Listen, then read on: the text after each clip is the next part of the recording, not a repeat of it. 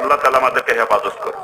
এই জন্য পাও ধরিস আর ছেলে মেয়ের বিয়ে সুন্নাত তরিকার খেলাফ দিয়েন না, যার সন্তান সমাজ আর জন্ম দিয়েন না। আর যারা আজকের ময়দানে যুবক আছো, এখনো বিয়ে শাদী করো নাই, সামনে করবা, তোমার পাও ধরছি বাবা, যুবকদের পাও ধরিস।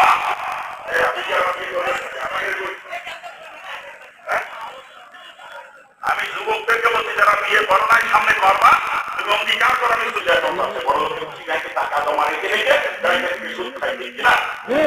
ঠিক কিনা? আর না হলে দেখবেন ব্যাংকের থেকে লোন দেয়, বিভিন্ন প্রকার লোন। কেউ সিসি লোনে ব্যবসা করে, কেউ হাউস লোনে বাড়ি করে, কেউ কৃষি লোনে চাষবাস করে, পালন করে, তারপরে ব্যবসা করে বিভিন্ন কায়দায় ব্যাংকের সুদ দেয়, কথা ঠিক কিনা? ওই লোকেরা ব্যাংকের থেকে লোন সুদ খায় না, ব্যাংকের সুদ দেয়। আর আমরা যারা গরিব মানুষ ব্যাংকে যাওয়ার ক্ষমতা নাই, আমরা এলাকায় সমিতির মধ্যে কেউ আশা সমিতি, কেউ পুরস্কার সমিতি, বিভিন্ন সমিতির মধ্যে বলেন এ ধরে বলেন ঠিক কিনা? আবার কিছু কিছু দিয়ে একদম মাথা মুসলমান পাওয়া যায়, আপনাদের এলাকায় না থাকতে পারে, কিন্তু আমার এলাকায় আছে, শতকরা টাকা লাগায়, শতকরা 10 টাকা আধারে 100 মতটুকু ভালো করে বোঝানো প্রমাণ করেছেন। সূর্যের দেয়, সূর্যের নেয়, এবং সুদের ব্যাপারে যদি কেউ সাক্ষী থাকে তাই চলে সমান। রসুল বলেন সূর্যে নেওয়ালা নেওয়ালা নেওয়ালা সাক্ষী 4 জন সমান অপরাধী। এদের গুনাহ কত কোন হাদিসে নবী সাল্লাল্লাহু আলাইহি ওয়াসাল্লাম সুদের গুনাহ স্তরের 70টা কয়টা? বলে কয়টা? রসুল বলেন সুদের দ্বারা 70 প্রকার গুনাহ হয়, আর 70 প্রকার গুনাহের মধ্যে সবথেকে ছোট গুনাহ কথা রসুল বলেছেন যদি নারী হয়ে সুদ দেয় বা সুদ খায়, কাবা ঘরের ভিতরে নিজের জন্মদাতা পিতার সঙ্গে ঘৃণা করার সমস্ত গুনাহ হয়, চিৎকারতে বলেন নাউজুবিল্লাহ। আর যদি পুরুষের সুদ দেয় বা সুদ খায়, ওই কাবা ঘরের ভিতরে গর্ভধারিণী মার সাথে ঘৃণা করার সমস্ত গুনাহ হয়, চিৎকারতে বলেন নাউজুবিল্লাহ। এই কাবা ঘরের ভিতরে নিজের মা বাবার সঙ্গে ঘৃণা করার গুনাহ হলো সুদের 70টা গুনাহের মধ্যে ছোটটা, আর 70টা গুনাহের মধ্যে বড় গুনাহ হচ্ছে আল্লাহ পাক এবং তার নবী রাসূলের সঙ্গে যুদ্ধ ঘোষণা করা, চিৎকারতে বলেন নাউজুবিল্লাহ। অন্য হাদিসের মধ্যে রাসূল বলেন একটা কথা বলে যে কথা বলা যাবে না, কোথায় আছে কথা? রাসূল বলেন এক দেড়হাম সুদ যদি কেউ দেয় বা খায়, এই এক দেড়হাম সুদের পরিবর্তে কমপক্ষে 36 বার নিজের মা বাবার সঙ্গে ঘৃণা করার সমতুল্য গুনাহ হয়, চিৎকারতে বলেন নাউজুবিল্লাহ। আর এক দেড়হাম সমান সমান ওই জামানায় আমাদের দেশে মাত্র সোয়া জায়গা না বাকি 36 পয়সা পরিমাণে, এই সোয়া জায়গা না পরিমাণে সুদ যদি কেউ দেয় বা খায়, কমপক্ষে 36 বার নিজের মা বাবার সাথে ঘৃণা করার সমতুল্য গুনাহ হয়, চিৎকারতে বলেন নাউজুবিল্লাহ। আরে জোরে বলেন না নাউজুবিল্লাহ। আপনারাই বলেন কোন মুসলমান নরনারী মা বাবার সঙ্গে ঘৃণা করতে পারে? যে কোন ইহুদি না তারা পারে, কিন্তু আজকে আমরা মুসলমানের বাচ্চারা তাই করতেছি। মৌলী দিয়ে সমিতি করে সুদে টাকা নিয়ে ওই স্ত্রীকে তার বাপের সঙ্গে জিনা করাইতেছি, আর আমি আপনার সুদে টাকা খাইয়ে আমার মার সাথে জিনা করতেছি। এ মুসলমান পাও করেছি। যদি সুদের সঙ্গে কারো কোনো সম্পর্ক থাকে এখন সময় তওবা করেন, তওবা যদি করতে পারেন জান্নাতে চিন্তা ভাবনা করেন। আর যদি সুদের সঙ্গে জড়িত থাকা অবস্থায় মারা যান, কসম খোদা কিয়ামতের জান্নাতের ঘৃণা পাবেন না, নাকি জান্নাতে ঘৃণা আপনার নাক পর্যন্ত পৌঁছাবেন আমাকে রেখে দিয়ে। এখনো সময় আছে, পাও ধরেছি, তওবা করেন, তওবা করে আল্লাহ মাফ করে দিবে। আল্লাহ সাবধানী শোনাইছে, লা তাকনা তুমি রহমতিকা বান্দা, আমার রহমত থেকে ওই একসাথে এতদিন সুদের ভিতরে লিপ্ত ছিলি, তওবা করে ফিরে আয়, আমি তোর অতীতের গুনাহ মাফ করে আমার রহমতের করে তোকে তুলে দেব। আমরা পারবো না সুদের থেকে তওবা করতে? মহিলারা কি ওয়াজ শুনতেছে? মহিলারা শুনতেছে? কোন জায়গা হয়েছে?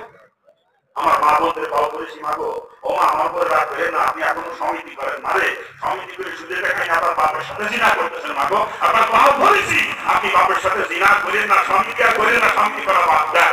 আপনার স্বামী যদি আপনাকে সমিতি করতে বলে, কিস্তি আনতে বলে, লোন আনতে বলে, আপনি স্বামীকে পরিষ্কার জবাব দিয়ে দিবেন, আমাকে বিয়ে করে আনছো, আমার ভরণ পোষণ জবাবটাই তো তোমার কিভাবে দিবা তুমি জানো, আমি সুদের টাকা এনে আমার বাপের সঙ্গে জিনা করতে পারবো না, পরিষ্কার জবাব দিবেন।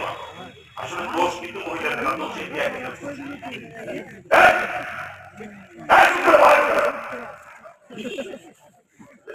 কথা কাছে কোন জায়গায় রাখছি কথা, কোন জায়গায় রাখছি কথা, ও বাচ্চা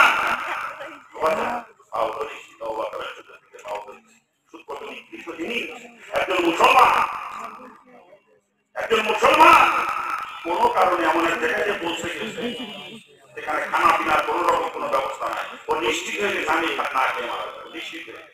এ মধ্যবর্ত ওই মুসলমান যদি মরা গরু পায়, ওই সময় তার জন্য মরা গরু খাওয়া যায়, তবে পেট ভরে খাওয়া কিন্তু যায় না। যতটুকু আগে খাইলে জান আছে অতটুকু পরিমাণে মরা গরু গোস্ত ওই সময় মুসলমানের জন্য খাওয়া যায়। মরা মুরগি যদি পায় কতটুকু পরিমাণে মুরগি মরা মুরগি প্রচুর সময় মুসলমান করে খাওয়া যায়। শুধু মরা গরু আর মরা মুরগি না, শুয়োরের গোশত যদি পায় মুসলমানের সময়, তার জন্য অসংখ্য পরিমাণে শুয়োরের গোশত খাওয়া যায়। শরীয়তে পারমিশন দিয়েছে। ওই পরিবেশের পরিস্থিতির মধ্যে পড়েও কোন মুসলমান সুদের কাছে যাইতে পারবে না, এর পারমিশন শরীয়ত দেয় না। এক কথায় মুসলমান না খেয়ে ভালোভাবে জন্য সুদের কাছে কোন মুসলমান যাইতে পারে না। আর বর্তমান মুসলমান আরাম হালালের তো মিশি নাই, কথা আরাম হালালের তো মিশি নাই বর্তমান মুসলমান। কি কায়দা রে, মুসলমান কোনটা হালাল কোনটা হারাম এই যে ওয়াজ মাহফিল হয়, এই ওয়াজ মাহফিল নাম করে কালেকশন করে একটা হাও কমিটির কাছে দেয় না, নিজে দেখাই দেয়। এরকম পাওয়া যায় কিনা? আপনার এলাকায় জন্য নয়, আমার এলাকায় আমি দেখছি এরকম মাহফিল করবে এলাকার লোকরা, ওই মাহফিলের নাম করে বিভিন্ন জায়গা থেকে কালেকশন করে আসে, কিন্তু একটা হাও জমা দেয় না, সব জিনিস দেয়। এই জাহান্নামের আগুন খাইছে রে বাবা, জাহান্নামের কি তুই জান্নাতে গেলে রসুল মিথ্যাবাদী হয়ে যাবে, রসুলের হাদিস মিথ্যা হয়ে যাবে। এমনও দেখছি মাদ্রাসার রশিদ বই ছাপাই গেছে এই জিনিস দিয়ে মাদ্রাসার নাম করে বিভিন্ন এলাকায় কালেকশন করে ফেলে দিচ্ছি না, মাদ্রাসায় চায় না, মসজিদের নামে কালেকশন করে বদলাই দিয়ে দিলেন আপনার এলাকায় নাই, আমার এলাকায় ওর ভাইয়ের মুক্তি জাহান্নামের কি ওরা জান্নাতে গেলে ওরা হাদিস সাক্ষী দিতা সাক্ষী দিতা। যদি কেউ থাকে এরকম বাউদরি আমার তো রাগ পেলেন না, আগে আপনাকে জাহান্নাম থেকে বাঁচাতে চাই, আমি হাতার বস্তু বাউদরি কি ফেরে না কোনো সময় তওবা করেন, তওবা করে আল্লাহ মাফ করে দেবেন। না খেয়ে বলে যান তবু হারাম খাইয়েন না, না খেয়ে বলে গেলেও জান্নাতে দেখতে পারবেন, না খেয়ে বলে গেলেও জান্নাতে যাবেন। আর দুনিয়ায় থাকেন মাত্র 2.5 সেকেন্ড, রসুল বলে দুনিয়া 40 বছর, আখিরাতে 1 সেকেন্ডের সমান।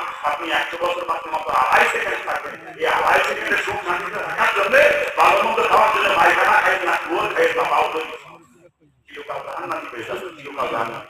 জাহান্নামের জিন্দেগি শুরু আছে শেষ নাই।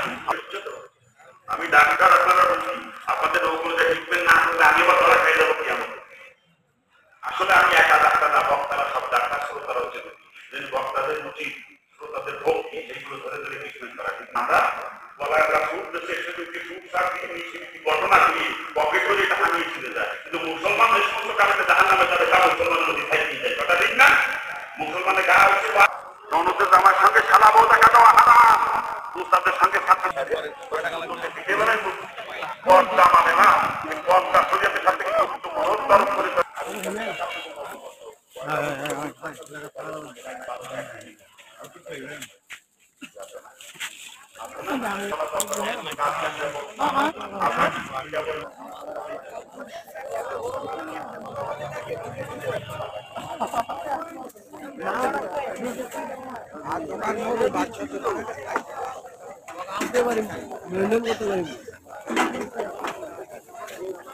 আমার ভাইরাল হয়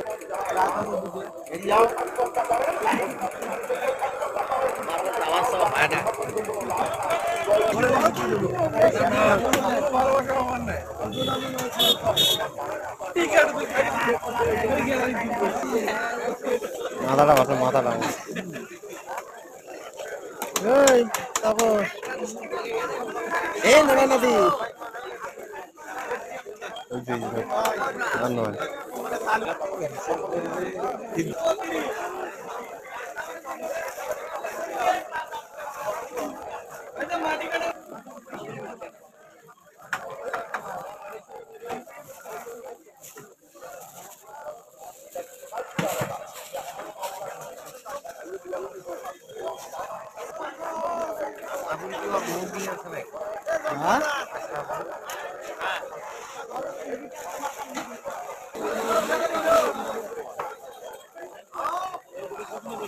কোনটা